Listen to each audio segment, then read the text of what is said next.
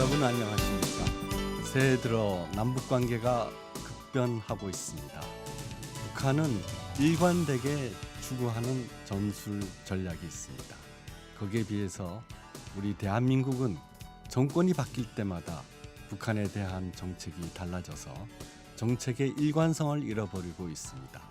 이 때문에 정권이 바뀔 때마다 남북 관계는 더욱더 불안하게 되고 국제적인 신뢰를 잃어버렸습니다.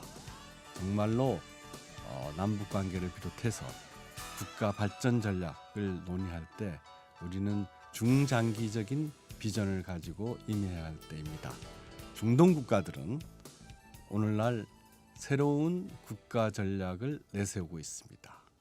그들은 포스트 오일 에이지 디벨롭먼트 플래닝이라고 해서 석유 이후의 시대에 그들 국가들이 무엇을 가지고 발전할 것인가 하는 것을 논의하고 있습니다. 우리는 이 점에서 많은 것을 배우고자 합니다. 오늘 순서 시작하겠습니다. 먼저 패널 두 분 소개합니다. 서정민 한국외국어대학교 국제지역대학원 교수님 나오셨습니다. 안녕하십니까? 네, 안녕하세요. 반갑습니다. 이권형 대외경제정책연구원 아중동 팀장님 나오셨습니다. 안녕하십니까? 네, 안녕하세요.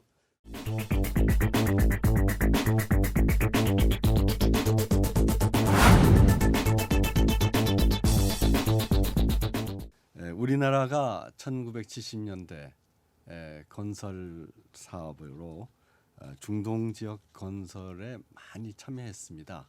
그래서 우리나라로 봐서는 중동 그러면 많이 아는 곳이다 이렇게 하는데 사실상 사우디아라비아 같은 경우도 우리나라는 익숙하게 드나들었지만 거기에는 이 관광 비자를 가지고 입국할 수 있는 경우가 거의 없기 때문에 그렇게 흔하게 할 수 없었던 곳입니다. 그런데 최근에 사우디아라비아도 변했습니다. 이제는 관광 비자라는 것을 마련해서 드디어 외국에도 개방하고 이런 새로운 국가 전략을 추구하고 있는데 그렇다면 그동안 중동 국가들은 왜 외국에 대해서 그렇게 개방하지 않고 최근에 와서 새로운 국가 전략을 추구하게 됐는지 그동안의 그 경과에 대해서 우선 서정민 교수님 여쭤보겠습니다. 예, 중동 국가들은 19세기 중반부터 유럽의 이 제국주의 세력에 의해서 식민 통치를 대부분 국가가 받았습니다. 그리고 대부분 국가들이 2차 세계 대전 이후에 새로 등장한 나라들입니다. 우리 이제 역사책을 보시면은 100년 전에 리비아라는 나라가 안 나옵니다. 쿠웨이트라는 나라도 안 나오고요. 대부분 1940년대, 50년대 이렇게 새롭게 생긴 나라들이고요. 역사적 정체성도 이렇게 많이 가지고 있지 않고 그래서 지난 5, 60년 동안에 이들 국가들이 이 주권 국가로 등장하면서 가장 역점을 뒀던 것은 국가 통합, 또 정권 안정 이런 것들이 이제 가장 당면한 과제였기 때문에 어쨌든 개방을 통해서 외부의 문화와 외부의 정치, 경제, 사회 시스템이 들어올 경우 이 자국의 어떤 정권이나 또 이 통합에 좀 위해를 줄 수 있다라고 판단하는 나라가 몇 개 있었습니다. 모든 중동 국가가 그런 건 아니었습니다만 이 때문에 이제 우리 이미지의 중동은 약간은 좀 폐쇄적이고 변하지 않는 곳이고 이렇게 이제 받아들여지고 있습니다. 네. 최근에 우리나라의 정책을 보면서 이념이 실질을 앞서고 있다 하는 경우를 많이 보게 되는데요. 중동처럼 이렇게 외국에 대해서 폐쇄적이고 그리고 종교라고 하는 대단히 강력한 이념에 의해서 국가를 유지하고 또 그것에 의해서 발전 전략을 짜던 나라에서 최근 매우 새로운 바람이 일고 있습니다. 예를 들어서 사우디아라비아 같은 경우에 대표적으로 이 탈석유 시대의 국가 전략을 추구하면서 앞서 서정민 교수님이 중동의 새로운 관광 이런 것도 말씀하셨습니다마는 외국과의 그 관계를 굉장히 이제 중시하는 그런 단계에 이르렀고요. 그리고 구체적으로는 무상복지의 개념을 퇴행시켜서 여러 가지 요금도 현실화하고 수익자가 직접 부담하게 하는 그런 정책을 펴고 있습니다. 그래서 좀 더 구체적으로 이 새로운 이 포스트 오일 에이지 디벨롭먼트 플래닝에 대해서 우리 이권영 박사님께 좀 더 구체적으로 어떤 곳에 어떤 식으로 하고 있는지 말씀해 주시면 감사하겠습니다. 중동 국가들은 2011년에 이제 아랍의 봄을 겪으면서 이제 재정 지출 면에서 많은 변화를 겪어 왔는데요. 특히 이제 국민들의 이제 불만을 좀 완화시키기 위해서 뭐 의료라든지 뭐 교육, 주택 부분에 있어서의 그 복지 비용을 많이 늘렸습니다. 그런데 2014년 하반기부터 유가가 갑자기 급락하기 시작을 했습니다. 그래서 2011년부터 한 14년까지 배럴당 한 $100 이상을 받은 이제 유가가 2014년 하반기부터 갑자기 급락을 하면서 뭐 $20, $30까지 내려갔습니다.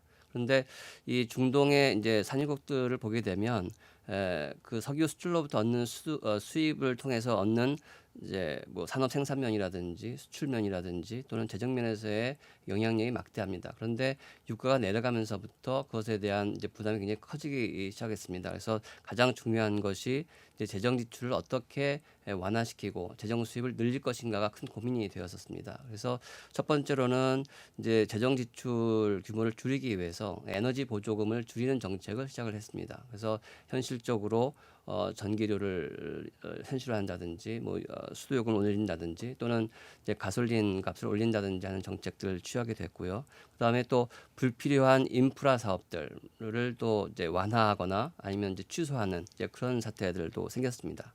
그리고 그 반대로 이제 재정 수입을 또 확대를 해야 되는데요. 확대하기 위해서는 이제 새로운 조세를 이제 추가를 하기 시작했습니다. 그래서 예를 들면 과거에는 없었지만 부가가치세를 5% 정도 도입을 한다든지 또는 뭐 비자 발급 수수료를 좀 더 인상을 한다든지 또는 뭐 이제 외국 기업들에 대해서 사업자 등록증을 갱신할 때 수수료를 올린다든지 또 출국세를 신설한다든지 여러 가지 세목을 늘려가지고 재정 수입을 확충하는 정책을 취하고 있습니다. 그래서 이들 국가에서는 이제 아까 말씀하신 것처럼 석유 시대 이후에 석유 산업 다각화라든지 경제 다각화를 추진하면서 동시에 이제 재정 지출에 대한 이제 구조 개혁을 같이 취하고 있다라고 볼 수 있겠습니다. 네.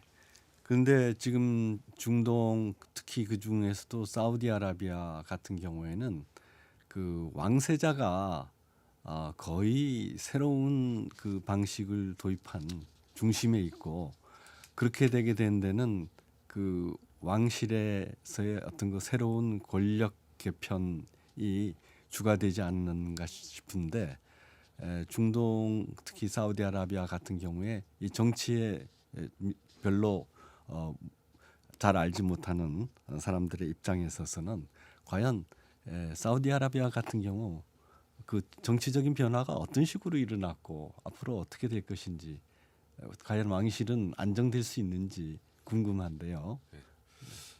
중동의 지금 뭐 불안정의 가장 이 핵심에 있는 나라가 최근에 이제 사우디아라비아입니다. 우리 사우디아라비아 우리 기억에는 굉장히 안정적이고 또 우리나라 근로자들도 상당히 많이 가서 근무를 했었고 또 우리나라가 뭐 지난 뭐 수십 년 동안 중동에서 건설 플랜트 수주하는데 가장 뭐 최대 이 수주 국가였고 우리하고 경제적 관계도 굉장히 깊고 상당히 안정적이고 또 왕실이 모든 것을 다 결정하는 아주 권위주의적이고 어쨌든 체제 자체는 뭐 상당히 안정적으로 흘러간다라고 우리가 보고 있었는데 최근에는 굉장히 좀 사우디가 위기에 처해 있습니다. 아까 우리 이권영 박사가 이제 언급한 것처럼 이제 경제적으로 재정적으로 좀 적자를 보고 있고요. 또 하나는 이란이란 나라가 우리 이제 언론에서 봤듯이 이 국제사회로부터 핵 제재에서 벗어나서 이제 중동 내 정상적인 국가로 이제 복귀하고 있습니다. 근데 이란이란 나라는 사우디에 비해서 뭐 여러 성장 잠재력이 월등히 뛰어난 나라입니다. 미국으로부터 약 37년 동안 제재를 받으면서 그동안 사우디아라비아가 중동에 맏형 노릇을 해왔었는데 이런 이란이 이제 복귀하게 되면서 사우디가 이제 패권을 이제 좀 잃게 되는 이런 이제 좀 역내 상황도 전개되고 있고요. 국내적으로는 사우디에 이제 지금 정권 계승, 즉 왕위 계승이 지금 진행되고 있는 상황인데 아주 민감한 정치 이 이 과정입니다. 그러니까 사우디아라비아는 1932년에 선왕이 이 방대한 국가를 통일하면서 나라를 건설하다 보니까 뭐 이 자신의 물리력으로 모든 것을 통치할 수 없었습니다. 그래서 선택한 전략이 통혼이었습니다.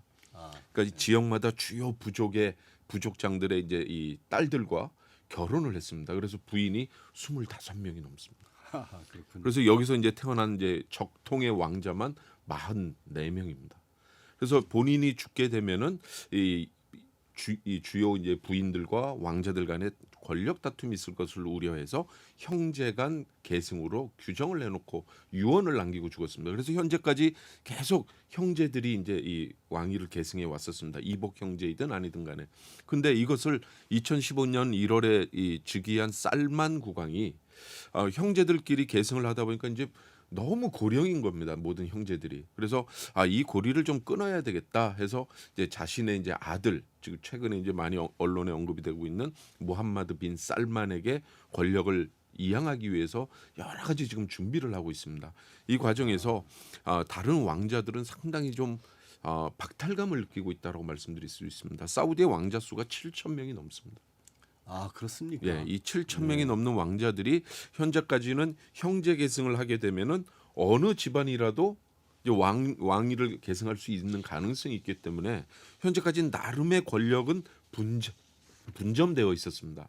근데 이게 만약에 이제 부자 세습이 된다면은 이제 권력이 완전히 이 현재 국왕의 이 집안으로 집중화된다라는 점에서 이것을 이제 어떤 이런 상당히 민감한 상황에서 이 사우디 현재 이 지도자는 조금 국민들에게 좀 안심시켜 줄 수 있는 여러 가지 조치를 취해야 되겠다라고 해서 사우디 비전 2030 뭐 사우디를 굉장히 정치, 경제, 사회적으로 개혁을 하겠다.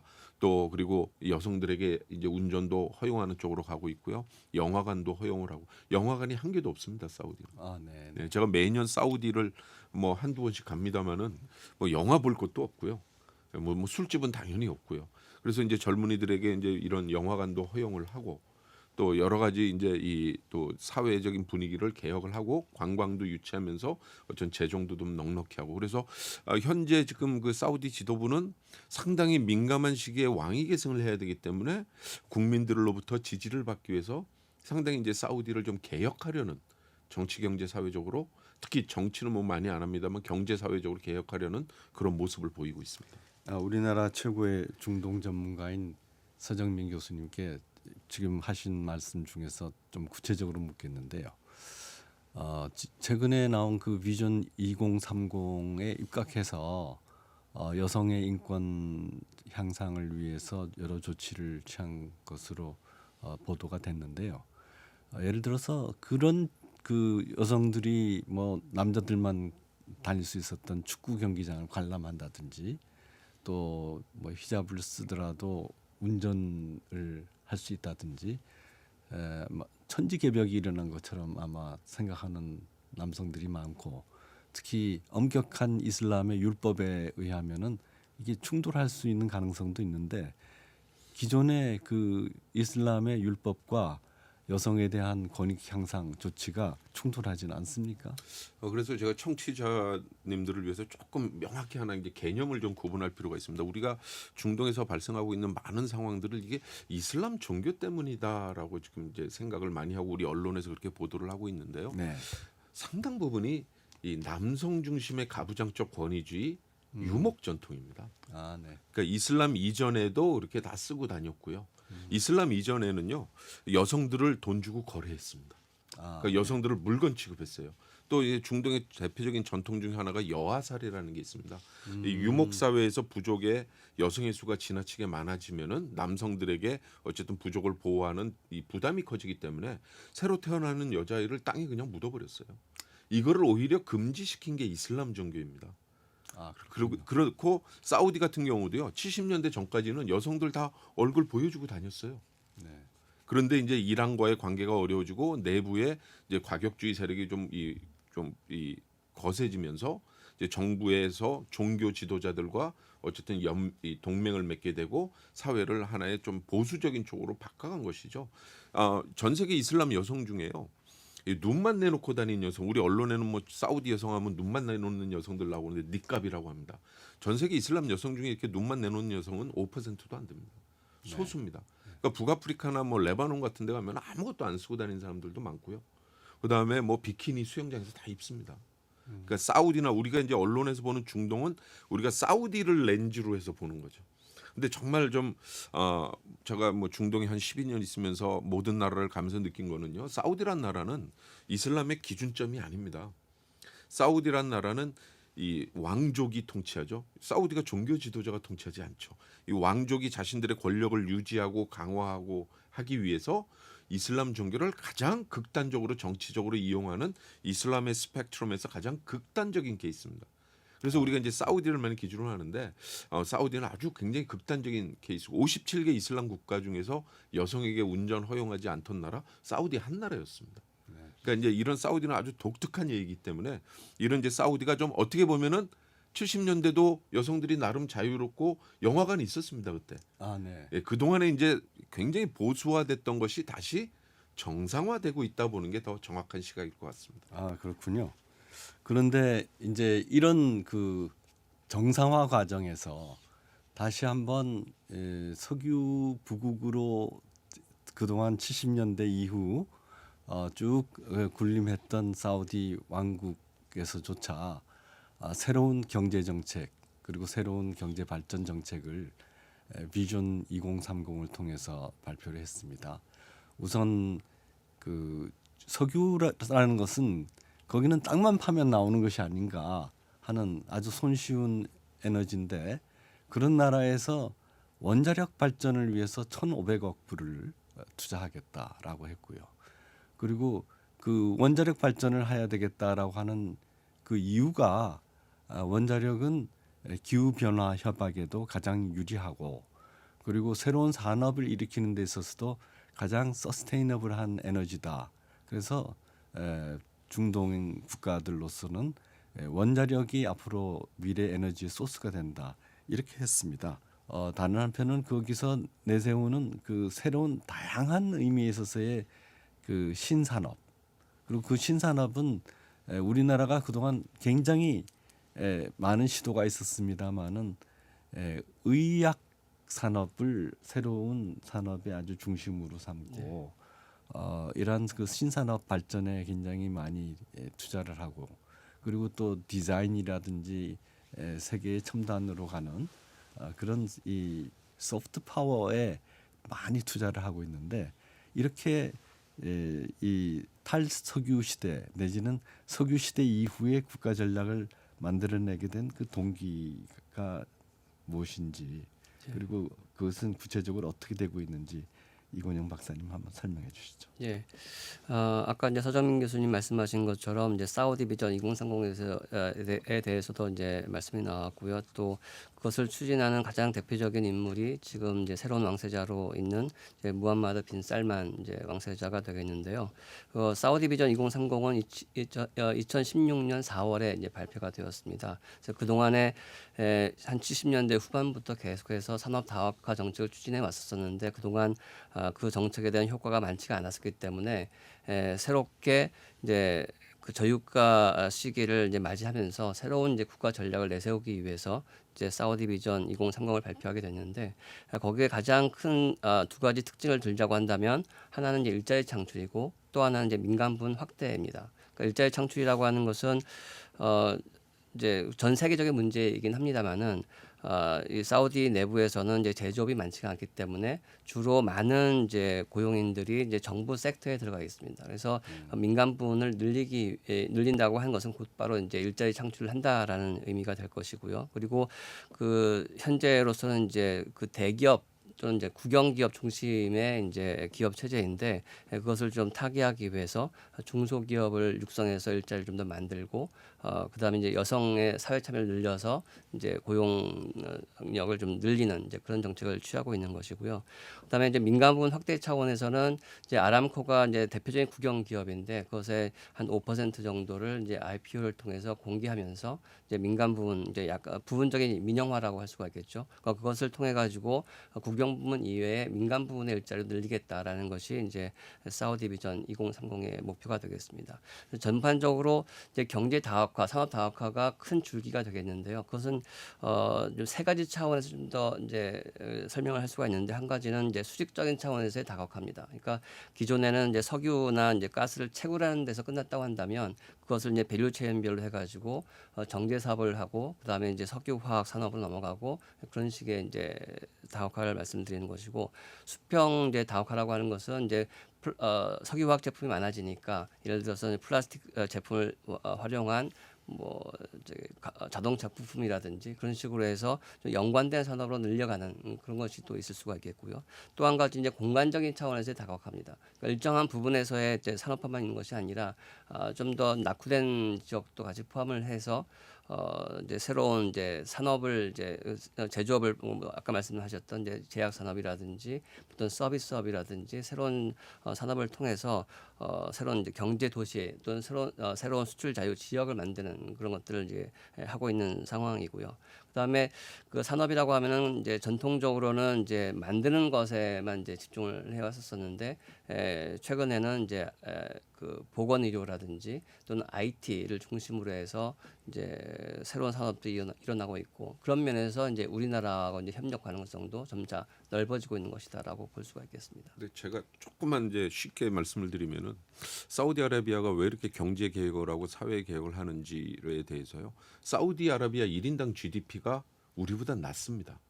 아, 그렇습니까? 예, 사우디 1인당 GDP가 25,000달러 정도입니다. 우리가 거의 이제 3만 달러에 가까이 가고 있는데, 그러니까 우리가 뭐 70년대, 80년대만 해도 사우디는 우리보다 뭐 훨씬 잘 살고 우리 아라비아의 왕자들 뭐 흥청망청 돈을 쓰는 곳으로 생각했는데 이제 우리가 생각했던 것보다 굉장히 낮습니다. 이게 왜 그러냐면요, 80년대까지만 해도 사우디는 뭐 상당히 뭐 복지도 좋고 국민들에게 많은 것들을 해줄 수가 있었는데 인구가 폭증한 겁니다. 그러니까 사우디 인구가 지금 80년대 중반만 해도 1,000만이 안 됐었는데 지금 3,000만이 된 거죠.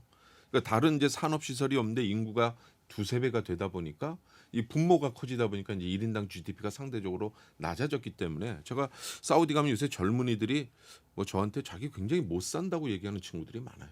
그리고 이제 일자리가 없는 친구들 상당히 많고요. 이제 이런 것들이 하나의 이제 정권 유지에 하나의 이제 위험 요소가 되기 때문에 이런 것들을 극복하기 위해서 이제 산업이 발전을 하겠다라고 이제 하고 있는 그런 상황입니다. 예, 사우디아라비아나 중동 국가라고 하면은 무상복지의 천국으로 알려졌었는데요. 그런데 일자리를 못 구한다 그러면은 그동안에 정부가 계속해서 지원해주고 하지 않았나요? 네, 그렇습니다. 그래서 대부분 젊은이들은 공공 부문에 이제 취직하는 걸 상당히 원하고요. 이제 나중에 연금 때문에요.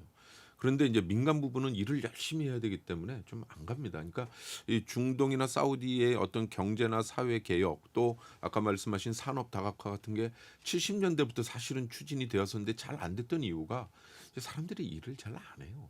네. 그러니까 워낙 뜨거운 곳이기도 하고 또 전반적으로 70년대부터 정부가 모든 복지를 다 제공하다 보니까 국민들이 어쨌든 일하려고 하는 의욕 자체가 잘 안 됐다라는 거죠.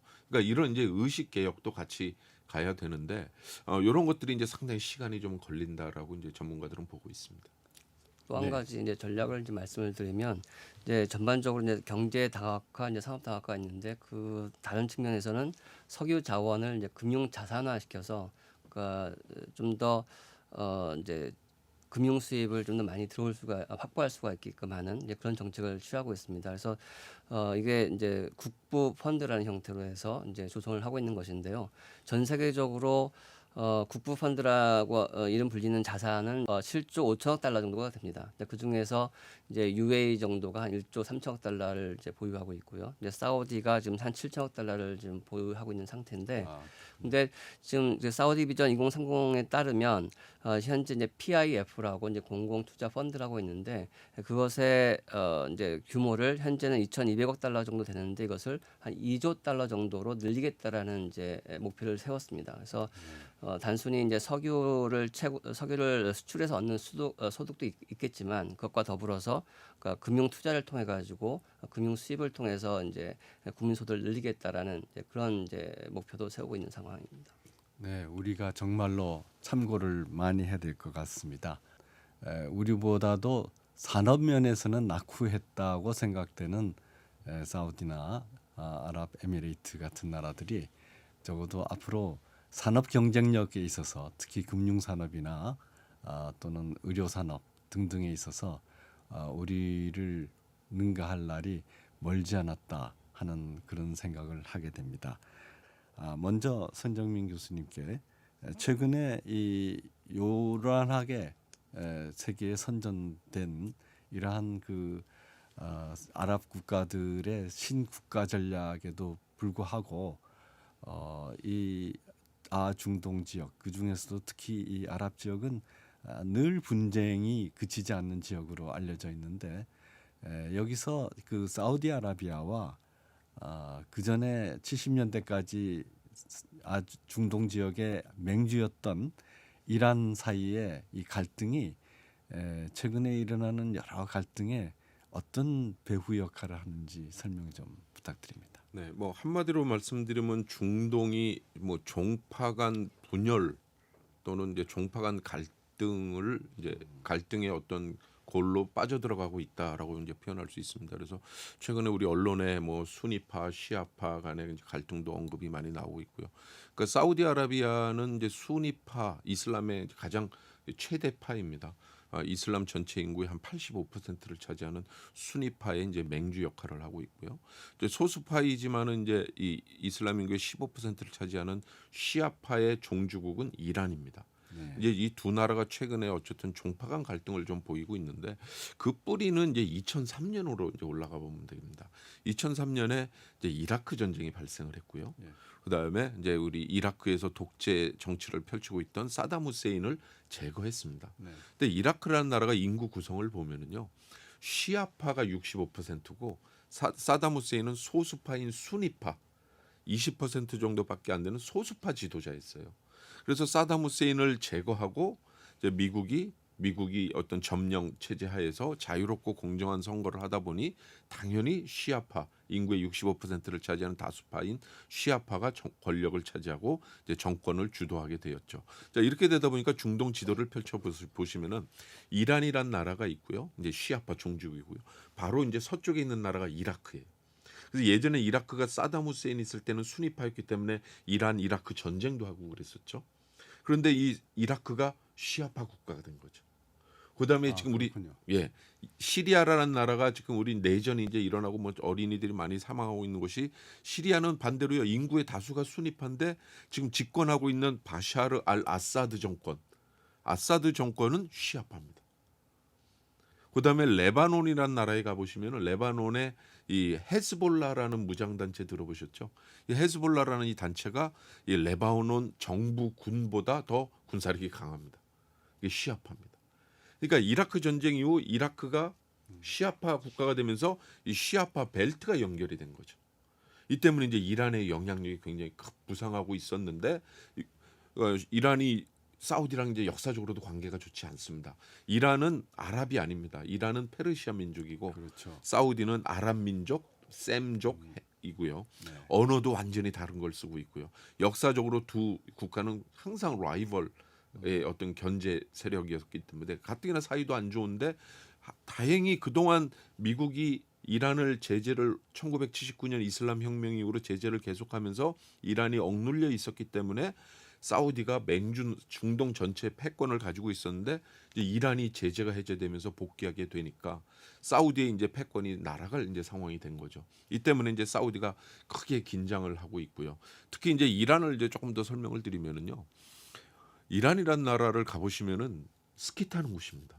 네. 이란의 수도에 좀 보르즈산이라는 곳은 매년 스키 타는 곳이고요. 저는 아직 한국에서 스키 타본 적이 없고요. 이란에서만 타봤습니다. 네.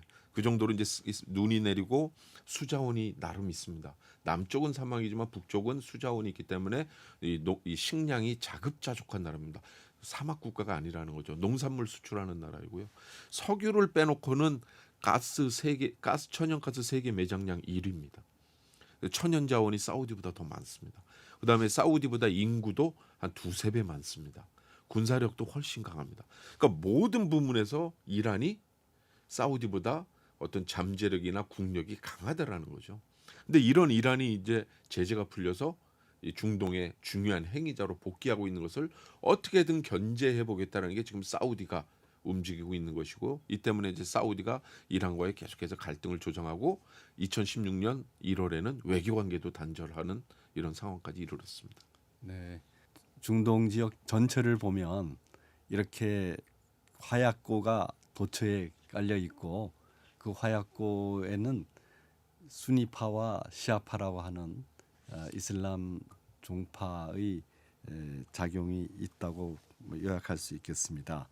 그런데 최근에 그 아주 흥미로운 광경을 예를 들어서 CNN을 통해서 봤는데 파리의 루브르 박물관이 그 아랍에미레이트에 이제 아부다비에 개관을 했는데 그 건축이 정말 인상적이었습니다. 우리나라에도 그 분을 모셔다가 그런 건축 하나가 있었으면 하는데 우리나라는 이상하게 그런 건축이 나오지 않고요. 유럽에서 아주 뛰어난 그 미술관을 계속 중동에 지으려고 하는데 그것에 대해서 얘기가 문화란 이 연결성이다, 커넥티비티다 이렇게 설명하더라고요.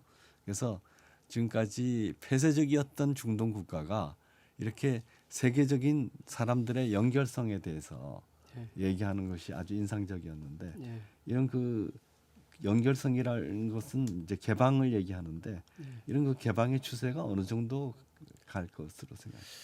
그 보통 사람들이 그것이 과연 지속 가능한지라는 의문을 좀 많이 갖고 있는데요.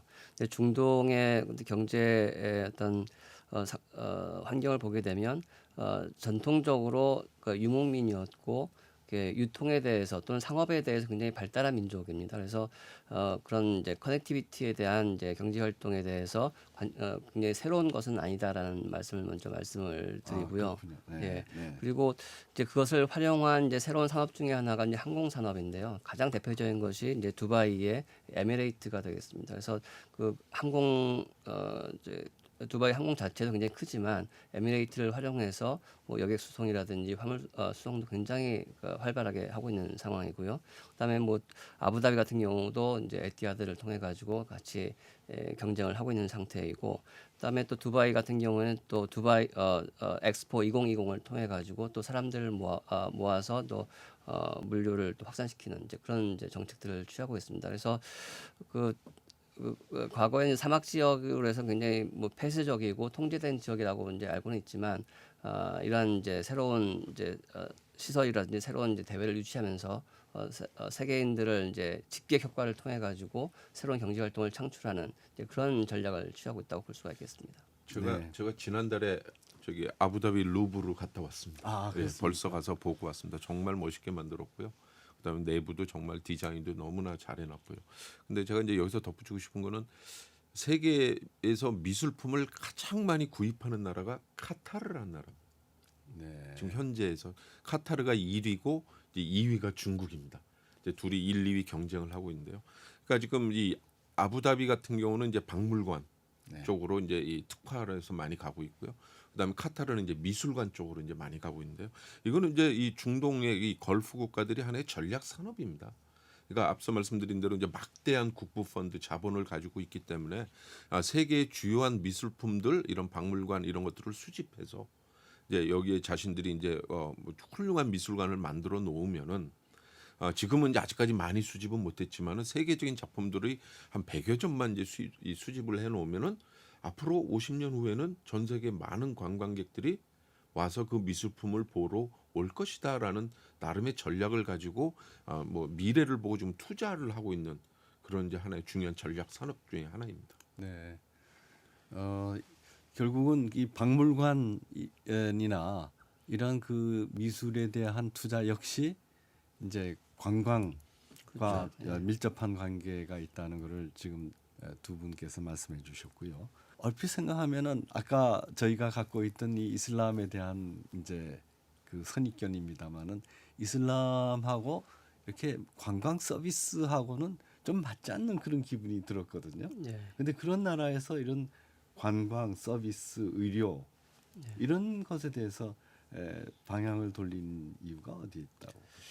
그러니까 중동 국가들은 이제 가장 부러워하는 나라 중에 하나가 이제 한국인데요. 한국은 이제 가장 짧은 시간에 농업 국가에서 이제 굉장히 좀 발전된 국가로 이제 발전한 나라인데 중동 국가들은 이제 경제 발전을 어떻게 하면 빨리 이룩할 수 있을까를 이제 고민하면서 한국의 발전 경험을 많이 참조를 하고 있습니다. 근데 우리나라의 발전 패턴을 보게 되면 농업에서 경공업으로 가고 경공업에서 중화공업 그다음에 지식 기반 산업으로 이제 가는 그런 추세를 밟고 있는데 중동 같은 경우에는 그 중간 단계를 생략하고자 하는 것입니다. 그러니까 경공업 단계, 중화공업 단계를 넘어서 바로 지식 기반 사회로 넘어가고자 하는 것이 이 나라의 대표적인 이제 국가 전략이라고 할 수가 있겠습니다. 그래서 뭐 굉장히 중후장대한 이제 장치 산업의 위주가 아니라 지금 말씀하신 관광이라든지 뭐 금융, 의료 그런 서비스 산업을 그러니까 지식 기반 서비스 산업을 위주로 해가지고 사람들을 모으고 경제 규모를 늘리게 하려는 그런 이제 전략을 취하고 있는 것이고요.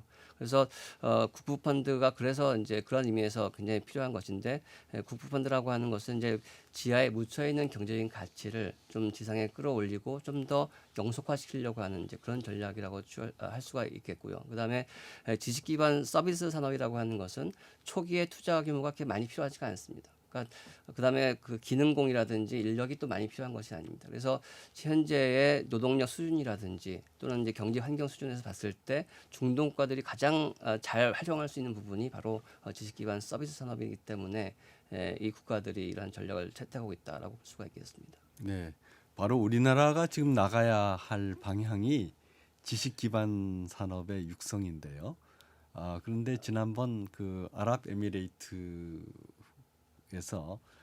우리나라 원전을 대거 수주한 이유도 단순히 그 우리나라가 원전을 가장 값싸게 가장 빨리 건설할 수 있다는 장점뿐만 아니라 원전이라고 하는 거는 뭐 여러 가지 위험이라든지 그것을 끝까지 갖출 수 있는 상세한 그 노하우가 필요하기 때문에 원전을 뒤로 하는 여러 정치적인 요인들까지 감안해야 되는데 한국을 선택한 것은 한국의 경제 발전 모델을 빨리 수입하고 싶다고 하는 이 종합 패키지적 성격이 강했다고 합니다.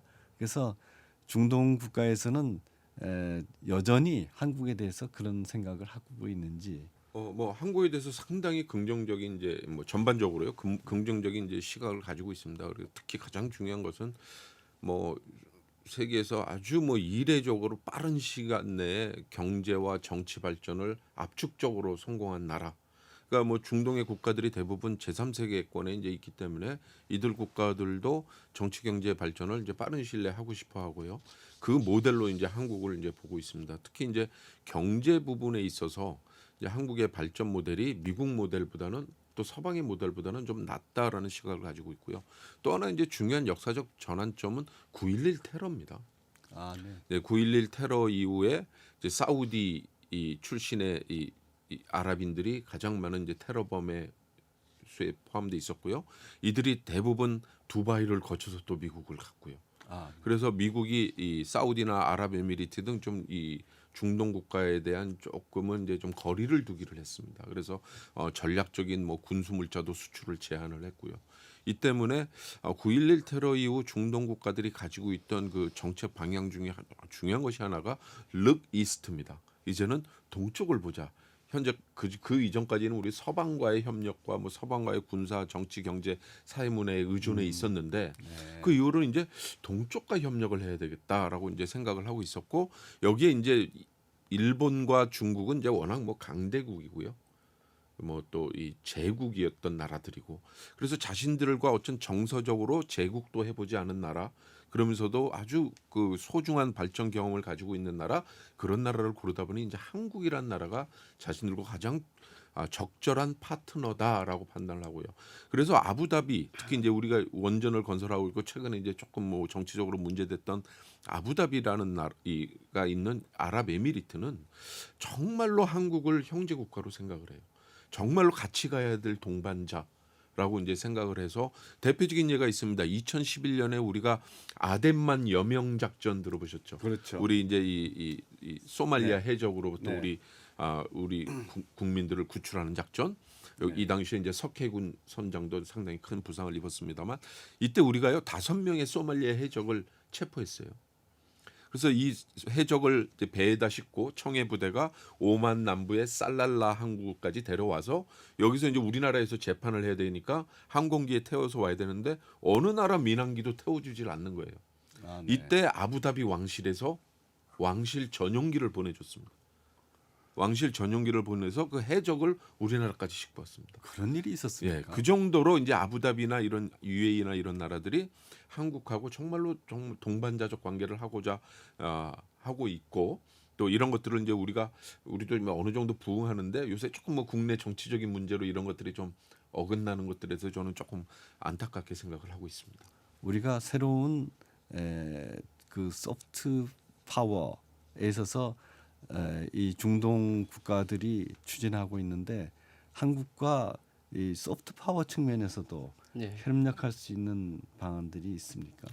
그 한국의 이제 경제 발전 전략도 이제 과거에 이제 하드 파워에서 소프트 파워로 이제 넘어가야 된다라는 이제 전문가들의 의견이 많고 예. 그다음에 제조업에서 이제 서비스업으로 넘어가야 된다라는 것이 많기 때문에 그렇습니다. 우리나라의 발전 전략하고 이제 중동 국가들의 발전 전략은 서로 맞아떨어지는 부분이 있다라고 생각이 되고요. 그래서 과거에는 주로 에너지 부분에서 협력이 있었다고 한다면 이제는 이제 산업 협력 차원에서의 협력이 좀 강화돼야 된다라는 생각을 하고 있습니다. 그래서 지금 그 중동 국가에서 추진하고 있는 의료 산업이라든지 또는 관광 산업이라든지 금융 산업 같은 경우에 우리나라도 같이 ICT 기술을 동반한 그런 서비스 산업의 발전을 도모하고 있기 때문에 그런 차원에서 좀 더 협력을 하면 좋을 것 같다라는 생각이 들고요. 그다음에 과거에는 주로 협력의 주체가 대기업이었습니다. 왜냐하면 가서 해외 건설을 해야 되기 때문에 건설 대기업이 가서 이제 협력을 할 수밖에 없었는데 서비스업의 경우에는 이제 대기업보다는 이제 중소기업, 중견기업이 많습니다. 그래서 그 협력의 주체가 대기업에서 이제 중소기업으로 좀 더 이전해야 된다라는 이제 말씀을 좀 드리고 싶고요. 그다음에 과거에는 주로 이제 교역이었습니다. 수출 수입해서 우리가 에너지 자원을 수입을 하고 우리가 전자제품을 수출하는 그런 이제 단순한 이제 협력 관계였는데 이제는 투자를 좀 더 해야 될 필요가 있습니다. 그래서 과거에는 이미 만들어진 프로젝트에 우리가 하청업체로서 들어가는 것이었지만 이제는 직접 가서 사업 개발을 따내고 그다음에 그 사업에서 나오는 중에서 건설 이외에 O&M이라고 하는데 그 관리해서 운영하는 부분까지 같이 부가가치를 창출하는 부분도 같이 우리가 이제 같이 공동으로 할 필요가 있다라고 생각이 되고 그리고 이제 생산에 있어서도 단순히 이제 우리가 일방적으로 가서 하는 것이 아니라 공동 생산하고 이제 공동 수출하는 그다음에 그것이 이제 좀 더 생산적인 모델이 되게 되면 뭐 아프리카 등지로 이제 같이 공동으로 진출할 수 있는 이제 그런 이제 굉장히 좀 진취적인 이제 협력 모델을 좀 만들어야 될 거라고 생각이 되고요. 그리고 그래서 최근에 아까 원자력 말씀을 하신 것처럼 이제 UAE의 원자력이 성공적으로 됐다고 한다면 이제 사우디의 이제 원전 사업을 진출할 때 UAE하고 같이 공동으로 진출한다는 얘기가 있는데 그것이 굉장히 좋은 전략이라고 생각이 됩니다. 그러니까 UAE 3번 검증이 됐기 때문에 사우디에서도 쉽게 이제 안착이 될 수 있다라는 이제 희망감, 뭐 기대감도 가질 수가 있고, 그다음 신뢰감을 또 높일 수가 있기 때문에 그 중동 국가들 간의 어떤 그 굉장히 그 신뢰감을 바탕으로 해서 아프리카에 있는 이제 이슬람 국가라든지 또는 뭐 아시아에 있는 이슬람 국가들에도 공동으로 진출할 수 있는 이제 그런 토대를 만드는 것이 굉장히 필요하다라고 보겠습니다. 제가 잠깐만 짧게 추가하면은요. 소프트 파워를 위해서는 이제 문화 교류도 굉장히 중요하다라고 볼 수 그렇죠. 있고요. 중동은 동양 문화권입니다. 네. 그렇기 때문에 이제 우리나라와 문화적인 어떤 이 유사성이나 가치관도 가지고 있습니다. 중동에서 우리나라 드라마들이 많이 방영이 됐는데요. 1위와 1위가 대장군과 주몽입니다. 네. 그러니까 왜 우리나라 사극을 좋아하냐면 중동 사람들이 아까 앞서 말씀드린 대로 남성 중심의 가부장적 권위주의 이런 것들을 이제 많이 가지고 있고요. 우리 드라마를 굉장히 좋아합니다. 제가 특파원 할 때 대장금이 한창 유행할 때 이란에 가서 취재를 할 때 이란 국영방송 사장이 대장금 시청률이 90%라 그러더라고요. 말도 안 되는 얘기인데 나머지 10%는 TV 없는 사람들이다라고 얘기할 정도로 우리랑 문화 교류를 할 그런 기반들도 좀 많이 깔려 있다라는 거 우리가 잊지 말아야 할 것 같습니다. 네. 우리가 갖고 있는 많은 장점이 있는데 그 많은 장점은 이 정말 정확한 국가 전략을 펼 때 이룰 수 있는 것 같습니다. 오늘 귀중한 도움 말씀을 주신 두 분께 감사합니다. 네, 감사합니다.